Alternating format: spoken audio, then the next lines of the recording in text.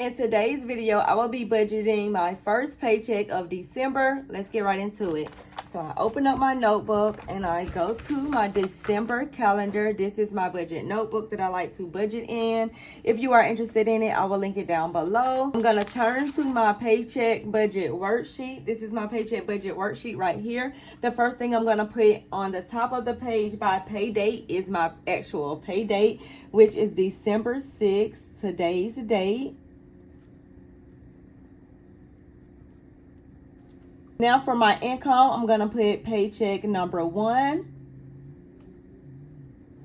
And then I budget at the lowest amount that I've received, and that is $2,000. But my paycheck was actually $2,619.46.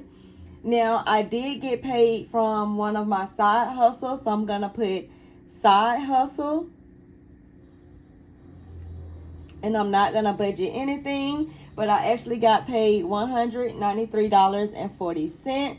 And then I'm going to put remaining. So this is all of the money that I had remaining in my checking accounts. And I didn't plan on to have anything remaining, but I rolled over $610.21. And the reason why I'm including the remaining income is because I want to give all of the money a job to do, even if it's to remain in the account for a buffer.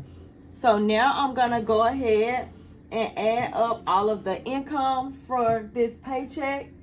So $2,619.46 plus $193.40 plus $610.21. My total income for this paycheck is $3,423.07.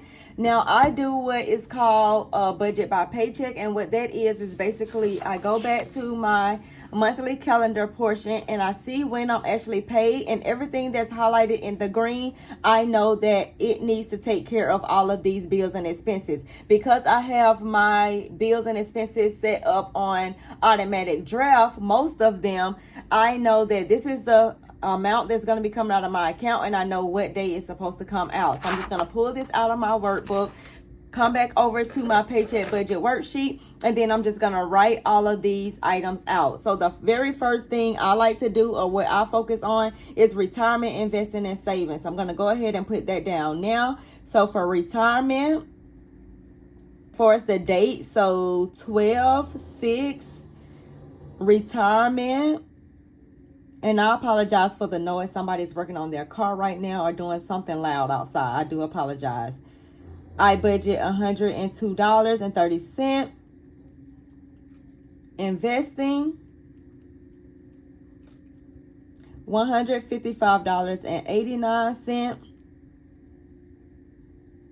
Savings, $250. So the next thing that actually comes out, or I need to take out, is gas. I did get gas today, so I did get it a little bit earlier, but I'm going to go ahead and put gas down for $12.08.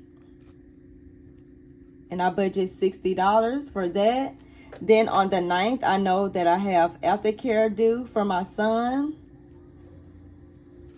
and that's $95. And then on the 12th, I have Google storage, and that's $1.99. Then on the 14th, I have Discover credit card, and I'm budgeting $50 for that. On the 15th, I have a collections account that I have to take care of, and that's $115. On the 16th, is my Navy Federal credit card, which I actually share with someone. And that comes out of our home budget, but I also like to send additional money over there as well. I'm budgeting $100, but I already know that it's going to be more than that because my son did spend money on that card. So now I have to put like maybe $400, $500 over there. I got to go back and actually look at it.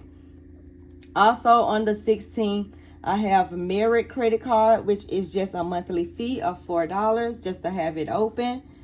I also have aftercare fees due once again for $95. And then on the 19th, I have my phone bill. and I budget $175 for that. Now the next thing I do is I take my income and I subtract all of these bills and expenses just to see exactly what I have left. So I'm just gonna put income minus expenses leaves what? So the income is $3,423.07. Let's see exactly how much the expenses are. So 102.30 plus 155.89 plus 250 plus 60 plus 95 plus 199 plus 50 plus 115 plus 100 plus 4 plus 95 plus 175 is $1,204.18.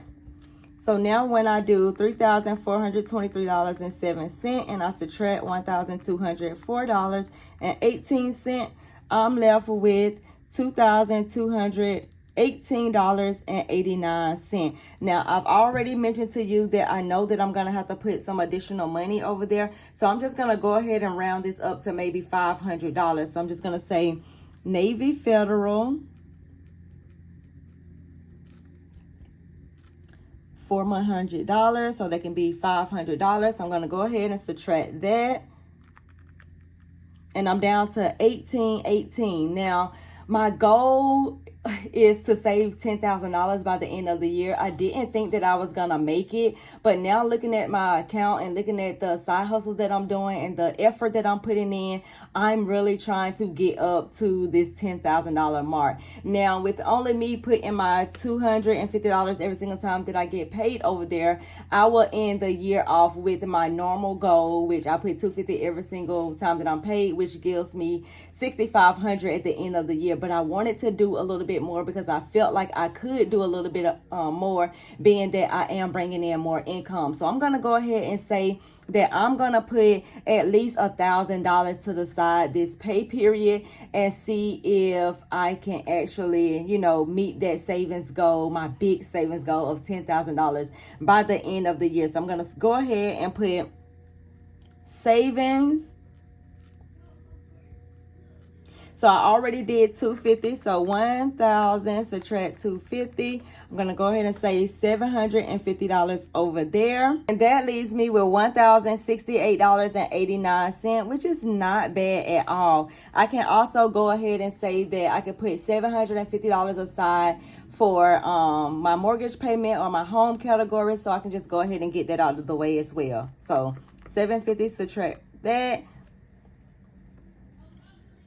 So home, $750, and I'm left with $318.89. Now I know that I want to do some Christmas shopping and holiday shopping and all of that, so I'm just gonna leave $318.89 in the account for all of those items, such as buying holiday gifts, paying for the decorations around the house and things like that. Anything dealing with the holiday, Christmas and stuff like that, I'm gonna leave the $318.89 in the account for that. And this is how I actually budget out my first paycheck of December. Make sure you check out my previous video where I actually budget my previous paycheck, and I will see you in that video.